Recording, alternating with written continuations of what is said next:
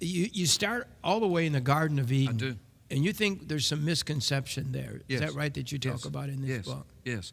That's another 2-hour teaching, brother. And I've got about 4 chapters on that. But let me just lay the groundwork by saying this, and I'll whet people's appetite so they can do the study. And by the way, I use 36 scholarly commentaries in this. I use 24 scholarly versions of the Bible to compare.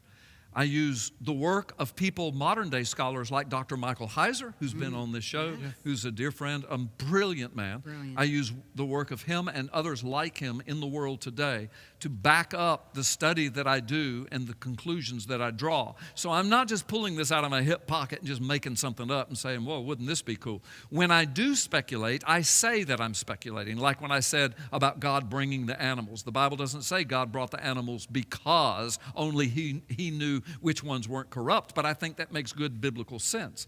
So the bottom line is that in the garden, we come to the Garden of Eden, and here's the first question. I get people thinking about it like this. I'm going to whet your appetite.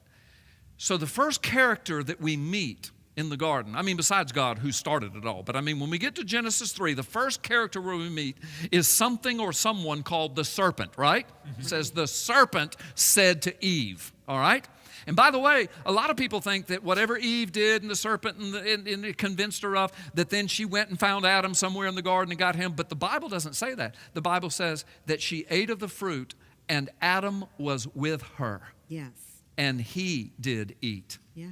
So he was with her. He wasn't off in a corner of a garden somewhere. They were there, but Eve was the one having this conversation at the first. Satan went to Eve. But watch, the first character is the serpent. So we have to ask, is this a literal talking snake that's smarter than God's creation of humanity, convincing a woman not to eat a piece of fruit or everybody's going to go to hell forever?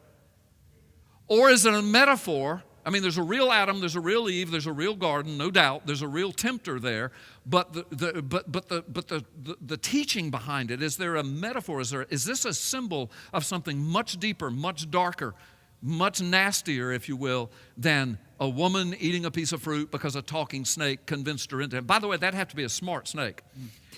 Second of all, I don't know of a woman alive on the planet that would have a snake stand up in the garden and speak to her and she'd go, oh, you're really cute. I'll do whatever you say. Yeah, that's right. I don't know of a man alive that would do that. Yeah. Was it that or was it? All right, here's the thing. The Bible answers it. The Bible answers it. Carl Gallups didn't say what I'm getting ready to say, but the Bible says it. And here's what the Bible says about the serpent. Let's go all the way to Revelation 12. It says, and that ancient serpent who is the devil or Satan, Revelation 20, and that ancient serpent who is the devil or Satan, 2 Corinthians chapter 11, verses 2 and 3, Paul is talking to the Corinthian church and he says, I'm afraid you've been deceived. And then he says, I'm afraid you have been deceived in the same way Eve was deceived in the garden by the serpent. But a few verses later, he defines the serpent as Satan, who even appears in human form, but he even appears as though he's full of truth, an angel of light. Mm-hmm. So Paul tells us the serpent was symbolism. It was Satan. John tells us in Revelation chapter 12 and chapter 20, the serpent was Satan. Ezekiel chapter 28 there's 2 passages in the Old Testament that tell us who Satan is and describe him to us, Isaiah 14 and Ezekiel 28. Ezekiel starts off as a lament against the king of Tyre. Isaiah 14 starts off as a lament or a taunt against the king of Babylon. But these are what are known as compound references because they both move into a category of something that's not about these kings. It gets deeper, it gets spiritual. It's like Psalm 22 that starts off, my God, why have you forsaken me? And the things that it starts with, it's actually things that happened to David. But before long, it starts talking about, they pierced my hands and my feet. They gambled for my clothing under my feet. My tongue sticks to the roof of my mouth. My bones are out of joint. They say he saved others. Let him save himself. None of that happened to David. He has now been taken in the spirit to this realm. Same thing with Isaiah 14 and Ezekiel 28. It starts about Babylon, king of Babylon and Tyre, but it moves to a description of Satan himself. And in Ezekiel 28, guess what it says? God says to Satan, you were in the garden And he says, you were one of my anointed cherub. He was a cherubim. Watch. When you go to Ezekiel 10, Ezekiel says, I saw the cherubim, which are the living creatures of God. Well, when you go to Revelation chapter 4 and 5, John says, I saw the living creatures. They guarded the throne of God. They surrounded the four living creatures. Satan was a guardian of the throne. In fact, Ezekiel 28, God says, I made you a guardian cherub. Guardian of what? Of the throne. My God. And he said, you are full of beauty and wisdom. Of everything I created, you are the highest. And then he says, but I cast you out because you were found to be, and the English word is profane or defiled. The Hebrew word is chalal, C-H-A-L-A-L. I do a deep study of it in Gods and Thrones. And that word has powerful significance. So, the first character we meet, Pastor Jim, in Genesis 3 is the serpent. But is it really a talking snake?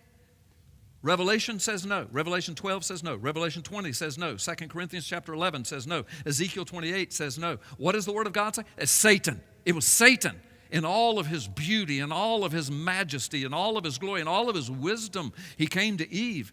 That's why it was so easy for Eve to believe that he could give her whatever knowledge she wanted. Sure.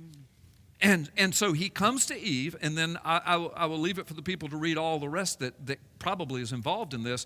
But the bottom line is, we have turned the garden scene and Noah's Ark into little children's cartoons and bedtime stories. That's right. Now, I understand we need to start with our children to teach them, so they need to be colorful and bright and understandable to our kids. I get that. But I'm saying for the church today in America, we're not little children. We need to get off the milk and eat the meat.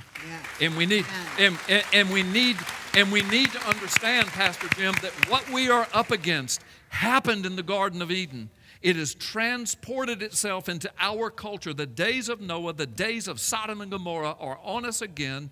This is demonically wicked. The gods are behind the thrones, brother. They are manipulating what's happening in America, in Europe, the European Union, the Middle East, Israel, all over the world. It is being manipulated. We're living in the most prophetic time since the first coming of Jesus Christ. We're 70 years on the other side of the return of Israel. Technology is bursting forth. Communication, information, transportation systems. Google, #1 in the world. I mean, everything you just read a moment ago. This is us. No generation before us has seen this. That's right. A couple of decades ago, we didn't even have internet and cell phones.